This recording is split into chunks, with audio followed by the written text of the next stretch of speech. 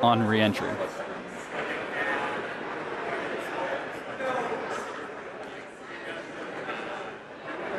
Couple more to go. I promise one of these days we'll deploy in daylight, but we're basically trading deploy in the dark so we get those re-entry views for the daytime.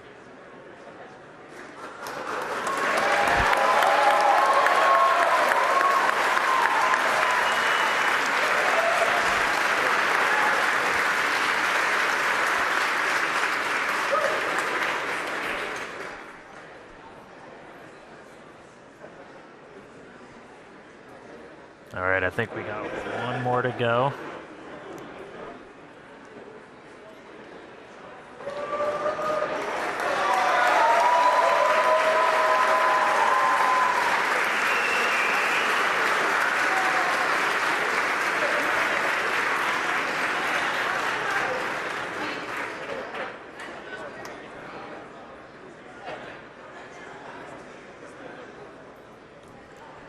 All right, now with payload deploy complete, Starship will now close its payload door and continue to coast around Earth to the Indian Ocean. We still have a ton of major events to come today, including Raptor relight at about T plus 37 minutes.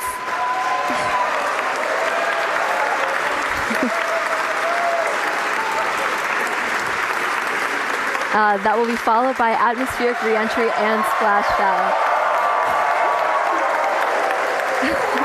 So with that, we're going to go on another quick coast. Yeah, if you can hear us.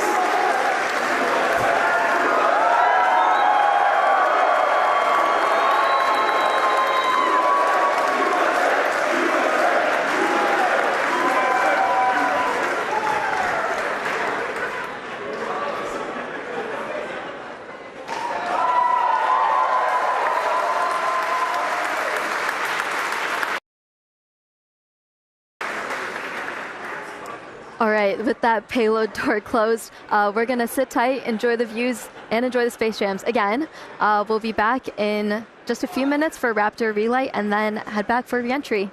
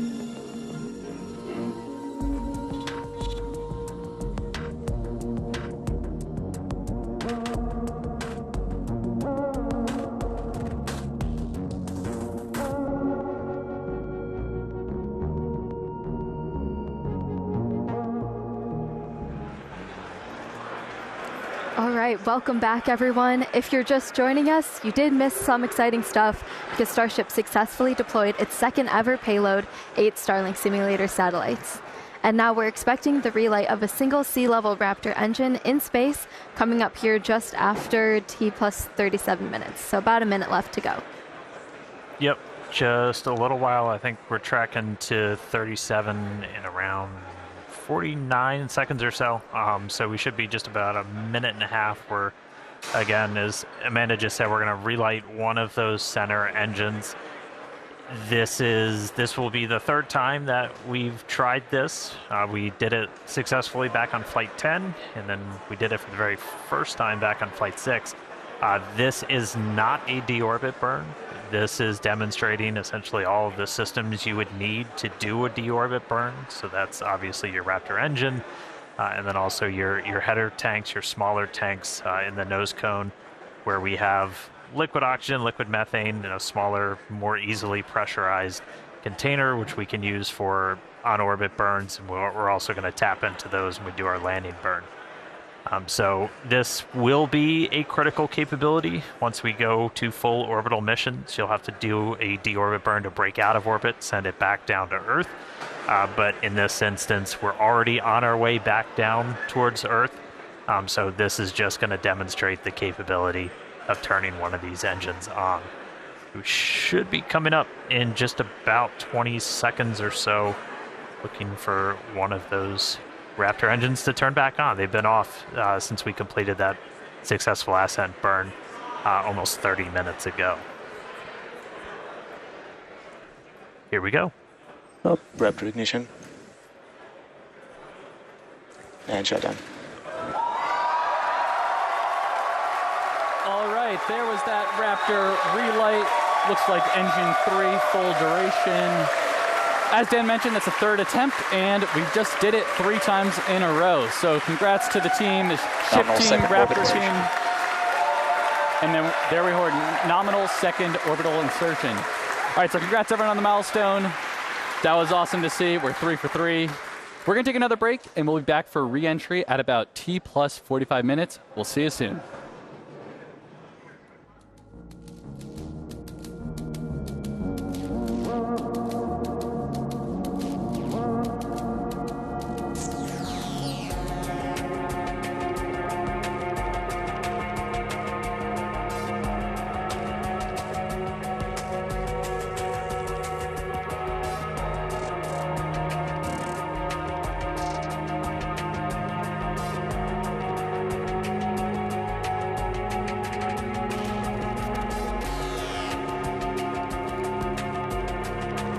Starship is slewing for entry.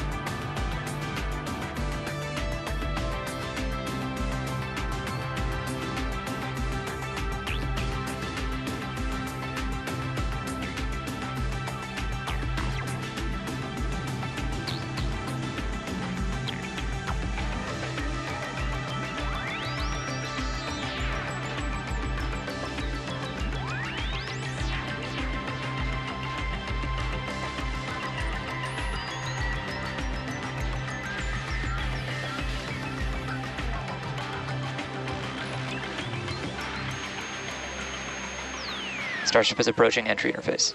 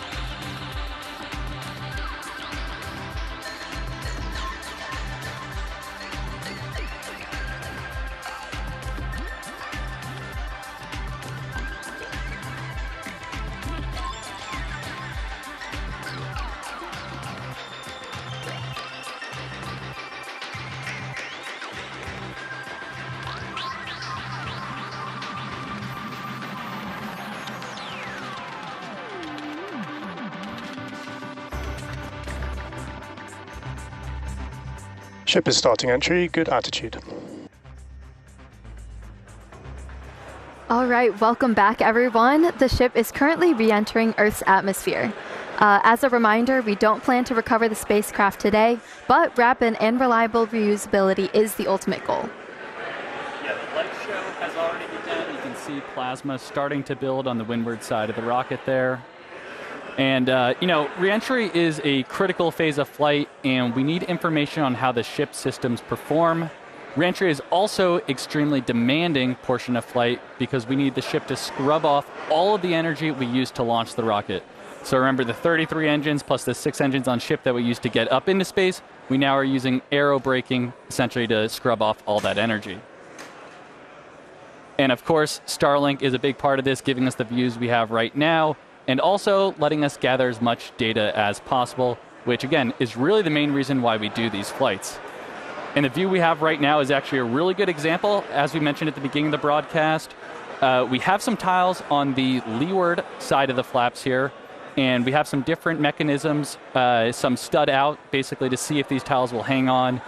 And we can see already here, it looks like we kept most of them, but I think I see a couple there that are no longer there. So the thermal team is definitely going to be digging into that and taking that data to help us iterate on V3. So yeah, Starlink provides us with one more path to collect data and help us rapidly iterate Starship's design. And if the ship does manage to make it all the way to re-entry, we'll collect valuable data on the spacecraft flying through the Earth's atmosphere at hypersonic speeds, or more than 5 times the speed of sound. Re-entry is typically a portion of flight where we don't have communications with spacecraft because it's re-entering at or around orbital velocity, which is roughly 8 kilometers per second or 5 miles per second. At those insanely high speeds, the spacecraft moving through the atmosphere creates a plasma field around the vehicle. Yeah, and that blanket of plasma distorts communication frequencies, so it's not uncommon to experience brief blackouts in communication. All right, so big picture here, Starship is designed to land on Mars where there are no runways or other humans to help out. So that means we need to do a propulsive landing instead of a more traditional means like parachutes, which is what our Dragon spacecraft uses, or a runway like the Space Shuttle. Propulsive landing enables more rapid reusability. Now, as the ship makes its way back to Earth, we should start hearing some callouts when we hear entry max heating and entry max Q. That means the ship has made it through the maximum heating and aerodynamic loads it will experience as it returns. So if it makes it through all of those, that's a pretty good sign that we're doing well. Yeah, and we heard flaps have control of the vehicle now. Okay, there's a great shot there. You're starting to see the plasma build up.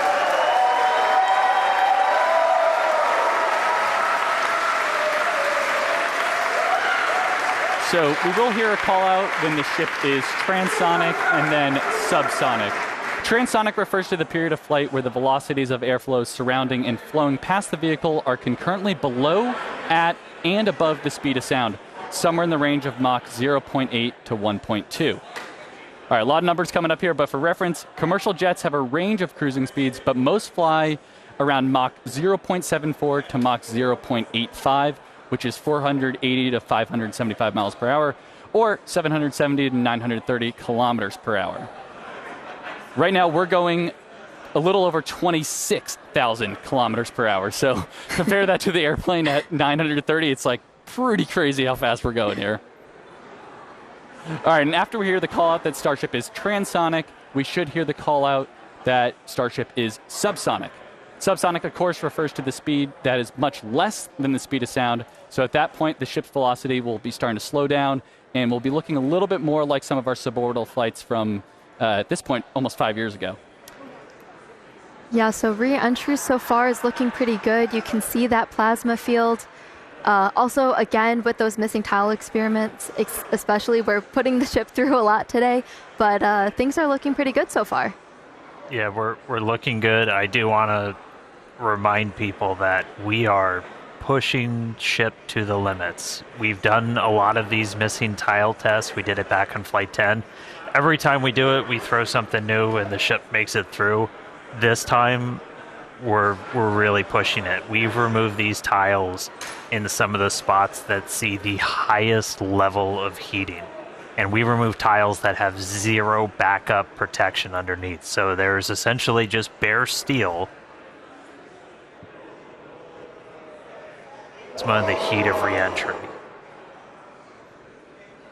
And so do not be surprised if this is not a very smooth flight on the way down. But again, this is intentional. We are trying to find what are the limits for a ship. How resilient are we to these different issues that could pop up? If we lose a tile anywhere in the vehicle, we want to know what that ultimate impact is going to be. So we've got a couple missing. We had a bunch pulled over the primary fuel, the LOX tanks, everything. This one, we've got a tile missing right on top. So that's going to see some of the highest temperatures during this re-entry, and there's just bare steel right underneath it. So we're going to see if Starship's robust enough to pull through that.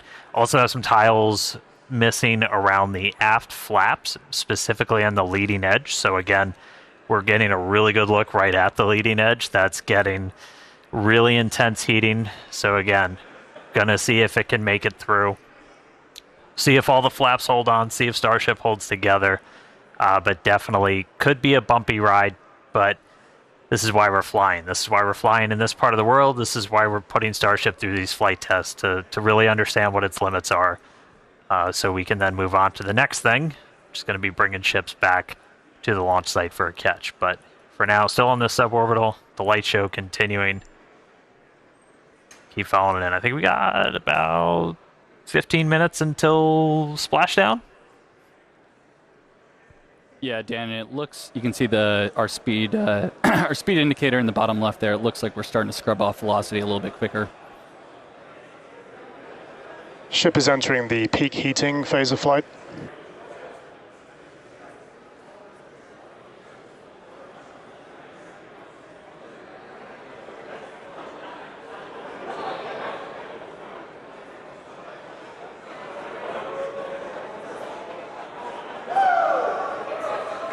Looks like we can see some clouds down there as we pass through 70 kilometers altitude. Yeah, the sun's starting to come up again. Ooh, there we go. There we go.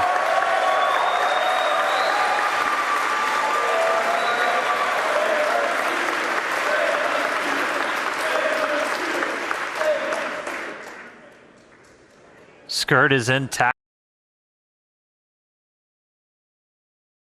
A little bit missing. That was ultimately traced to a little bit of buildup. We dumped prop on the way. We had a little bit of solid propellant buildup, and then either static discharge or the plasma ignited it, took out a tiny bit of that skirt, some of the aft flaps, but Starship, again, was able to fight through it, make it all the way to that landing burn.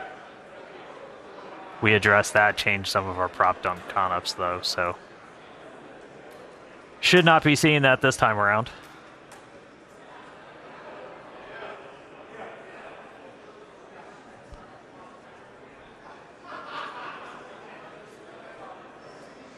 And as a reminder, in addition to these missing tile tests, we're doing kind of a unique flight on the way in. It's going to do what we call a banking maneuver. So while we're still going supersonic and even hypersonic, we're doing kind of a banking turn. And then we'll do a pretty aggressive turn right as we get into the subsonic and start doing our belly flop. And that's designed to essentially be the approach that we would do on a return to launch site and a tower catch. So don't be surprised if we see the ship start to turn and make a few maneuvers as it makes its way down to the Indian. And fun fact, even though we're doing all this turning, we're essentially targeting the exact same spot in the Indian Ocean we went to last time.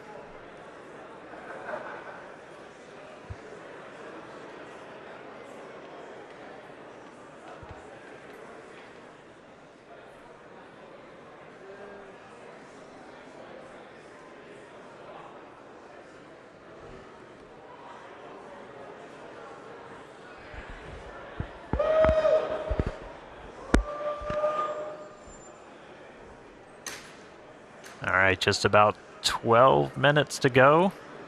Still looking good. That gives a pretty good view of those aft flaps where, again, on the leading edge, I think it might be on the one on the other side, we had some tiles removed with no backups behind it. So again, we're really trying to stress some of the most sensitive areas around Starship, where basically if you lose a tile, it's the worst possible spot. And if we're able to make it through this, then that tells us quite a bit about just how resilient this vehicle is.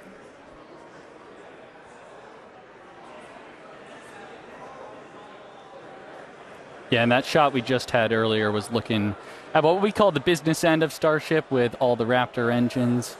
And those are the engines that we're going to be expecting to light for that flip and landing burn, hopefully in about 10 minutes once we get through reentry. Yeah, there we go.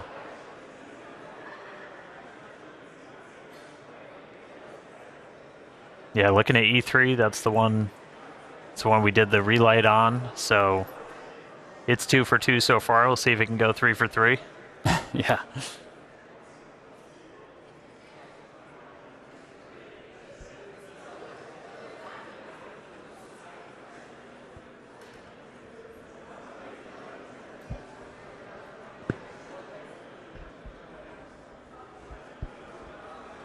All right, we can see that speed just continue to bleed off under 20,000 kilometers an hour.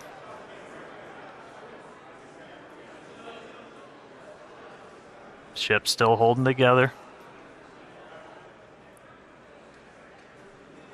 Yeah, and if you look in the bottom right, looks like we've made it all the way to the Indian Ocean. We're coming up kind of near Australia, the west side of Australia there, so pretty crazy. We're only 56 minutes in, and we've made it all the way, halfway around the world.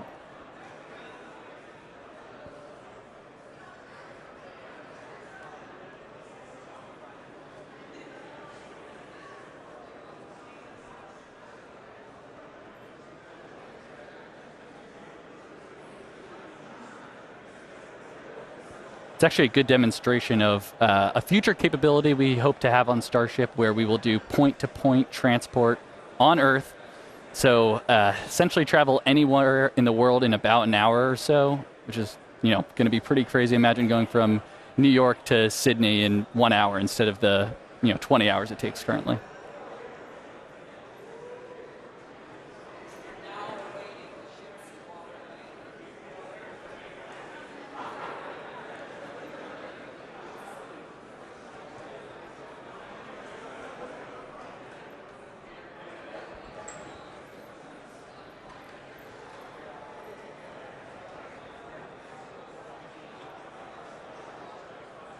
And a reminder, so this camera is, we see some of the heat rate picking up a little bit. And this camera is embedded right in the end of one of those forward flaps, so you see it moving around. That's the flap adjusting to maintain control. Looks like we're getting into our bank maneuver.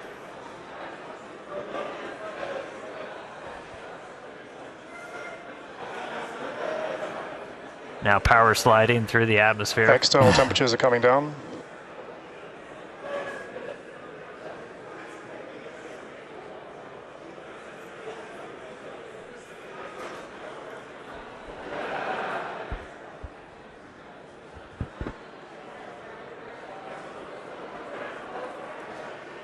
Vehicle is now at maximum dynamic pressure.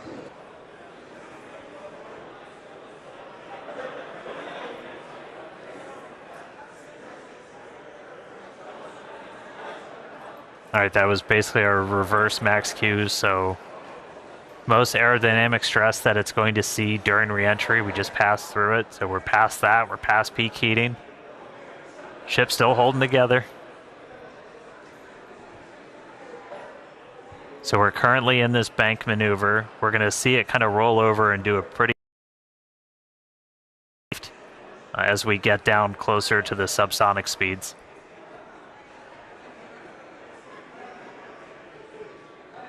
Yeah, and that bank maneuver that Dan's mentioning is all in part of us to learn about the guidance, navigation, and control for return to launch site missions.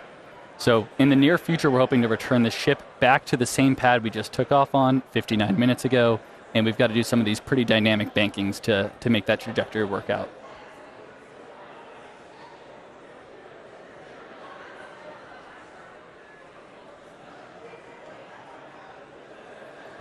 All right, the light show kind of calming down as we're starting to move into the lower parts of the atmosphere. We should hit transonic, so hitting that transition between moving faster than the speed of sound and below the speed of sound in just about 3.5 minutes. Our landing burn should happen right around an hour and 6 minutes after launch, so we should be just about 6 minutes away from that. You can see lots of daylight. Everybody cross your fingers, see if our range team is able to get out there and provide any surprise views as Starship makes its way down. Oh, it's like they heard me.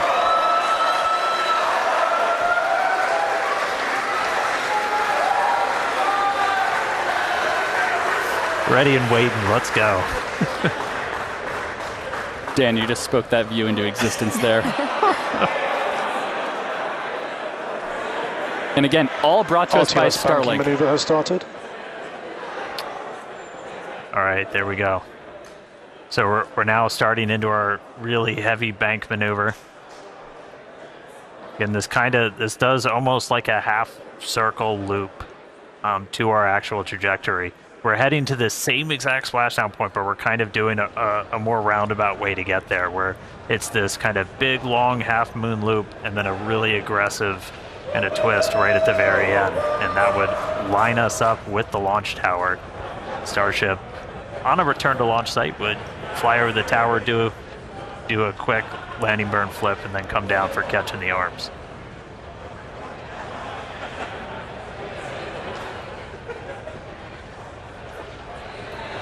How about that S38 decal there, staying strong on that view we just had? Good to see the numbers back on. Yeah. All right, should be hitting transonic in about 2.5 minutes. Landing flip coming up in about 4. Yeah, we changed our launch times. We launch in the evening now, so we get these daytime views down in the Indian Ocean. One of the things we're really looking for, the reason we have the drone, other than, yeah, that looks really cool, is we're able to kind of see the ship. We can only see so much from these cameras. You can't see like the vast majority of the heat shield. So we throw these buoys out there. We've got there's... You spoke it again, Dan. There it is. They're playing with me in the control room. All right. But we have these buoys out there. We have these drones that we're trying to see externally how the heat shield held up. Everybody saw from Flight 10 it had a little bit of a paint job, a little bit of a reddish hue. That was from those metallic tiles that we had tested, kind of oxidizing really rapidly in that plasma and then spreading those little oxide particles all over the heat shield. No metal tiles on this flight, so not expecting to see that. Dynamic pressure is coming down.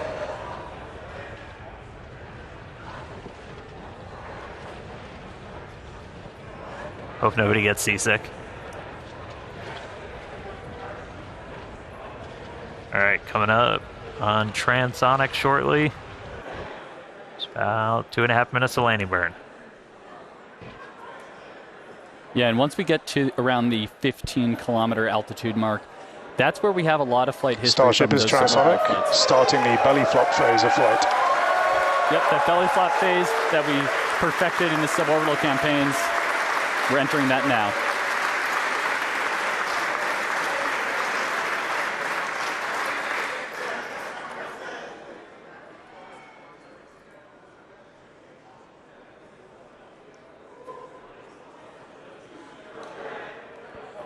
Right, starting to get those Raptors ready. Should be 2 minutes away from landing burn. Again, we're going to do a flip.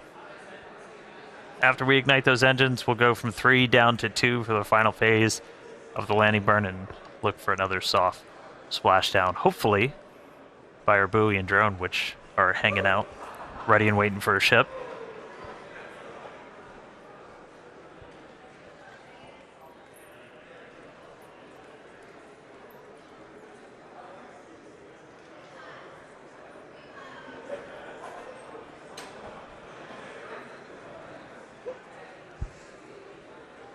Seeing all 3 center engines have entered the chill phase.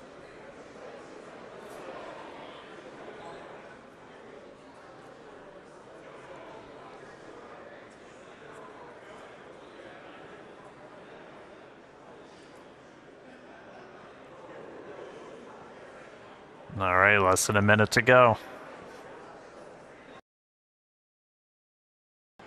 The ship is making its turn for final approach. And here's this kind of aggressive final turn that would essentially position it so it's right behind the launch and catch tower.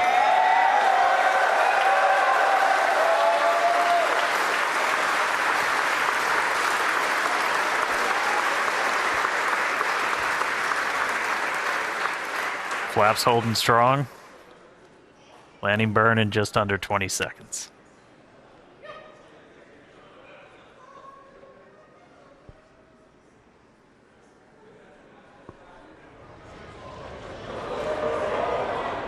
Ship landing startup.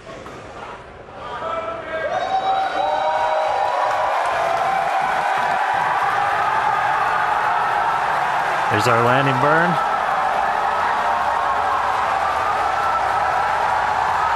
Three down to 2. Starship has landed.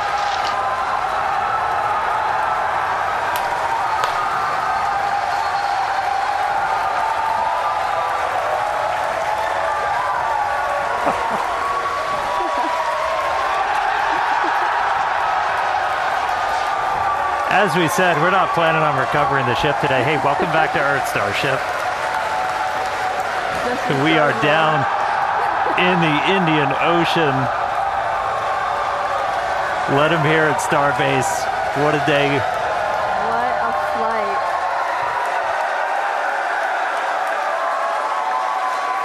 Oh.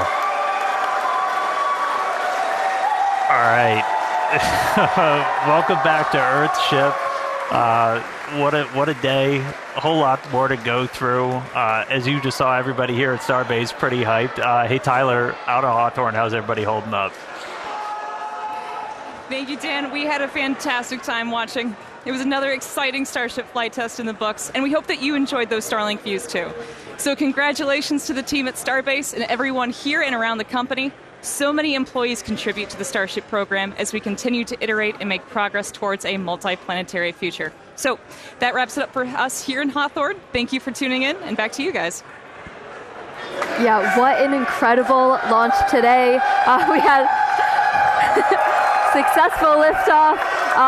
Booster completed its objective, successfully splashed down over in the Gulf. Obviously, we saw another amazing Starlink deploy as well from ship.